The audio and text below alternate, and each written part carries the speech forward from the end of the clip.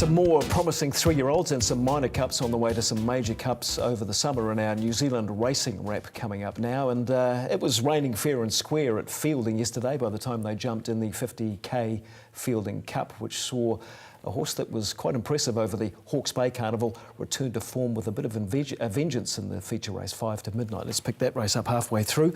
There was a bit of interest obviously in Nymph Monte, and he was a wee bit leg weary in the finish, and Ringo went a nice race, but this horse was quite dominant and a key part of the race here, Bruce, when Jonathan Parkes makes the call on where he's going to go in the last 400 metres or so. Yeah, he was just a little held up around the bend. He didn't get a smooth run into the race, which is a real credit to the horse because he was carrying top weight of 60 kilos, so it's good vision there at about the time when he probably wanted a nice toe into the race, just lost his momentum, but really good win under the weight. High Lad in the pink, up on the speed, had done a lot of work early to get outside the leader, so he didn't quite finish off as expected. Bellum with the lightweight outside, challenging, then coming through for second there. Ringo, good effort, up over ground once again. We haven't seen a lot of him racing over the middle ground, but 5 to Midnight. Always good to see the horses coming back from our good Group 1 races to compete well under handicaps.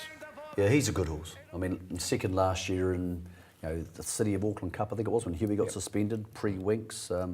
I think it's tricky for Lisa now because it's such a high place in the weights. He's carrying 60 and a half there, or 60. 60, yeah. 60, and she's plotted to go to the Cups, so Counties, Waikato and Awapuni, but you can't just keep carrying 60 forever. So I think they'll probably dip their toe and wait for age with him again at some stage. Have to, given his weight, yeah. I think he's a very, very good horse. I think he's one of the better horses in the country. So the other feature of the day, talking about big weights, we also had the 1400 metre race, and Ocean Emperor, who was the class horse of the field. Now, he did carry 60.5. And I hate backing horses carrying those big weights, but he had a significant class edge on, particularly the mares here.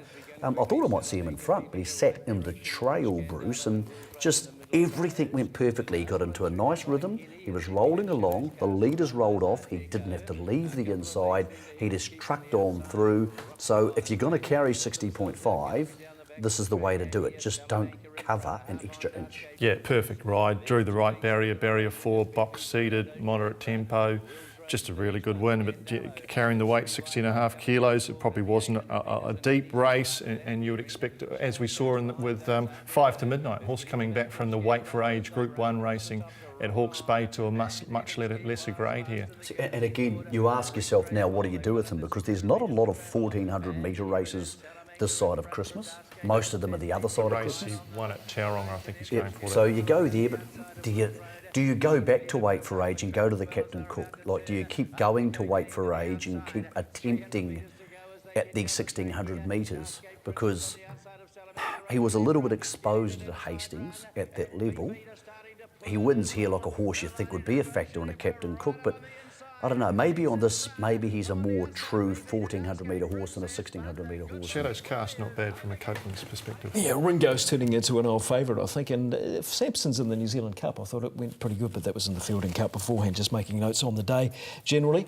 After that race, Gary Hennessy, the trainer of the winner, Ocean Emperor, was, well, you'd think he might be a wee bit consoled after what happened in the Luck Stakes at Hastings Carnival, but no.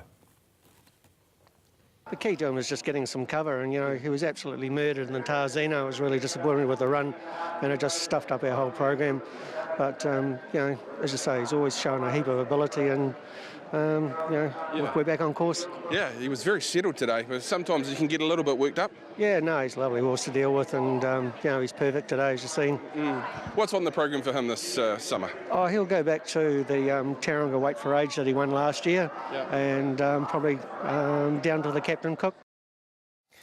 The race day return of 100% top race mare and a Group 1 colt was the highlight at Tauranga at the other meeting over the open 1300 metre race, as we have a look at that feature race. Jumping out of the gates. Horse to watch here, Sheldon. Giovanni Canaletto, former Hong Kong Derby place getter, green and red colours, snicked back to last. It's a dead set barrier trial. Gigi's gone good.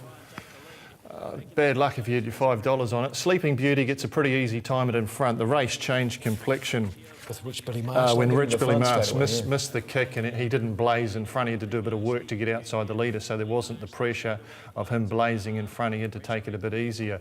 Embellish has been fine. Wet track. The track, interesting, they called it a dead 4, but they're running nearly 1:14 for 1,200 metres. But then, Mick, you're saying the feedback was that jockeys are saying it was. After the first on the card, Sean Mackay, who rode Cavalli Veloce to win, said it was a dead 4. Then I rang Leith Innes, who I rate one of the better judges and obviously one of the more senior jockeys in the north. And here's Leith coming to the outside on Embellish, and Sleeping Beauty just sneaks away here, just goes boom, just gets that 2.5 lengths. And Embellish flattens out okay. Your Way outside them was also okay. There's Gianavini Caraballetto, whatever his name is, down the outside, and he's my favourite for the Seville Classic. He'll be a serious weight for age horse if they can keep his legs together. But the leader just snuck away. So I rang Leith, and he's a good judge, and he's not a gibberer. And he said, no, it was a dead 4. And I said, well, what about the times? The times don't make any sense. And he said, well, they're hand-timed. Well, so it didn't look like a dead 4, but I'm not going to second guess, first of all, Sean Mackay, and definitely not Leith. And if the times are hand-timed, that's just nonsense. Yeah, It is 2018.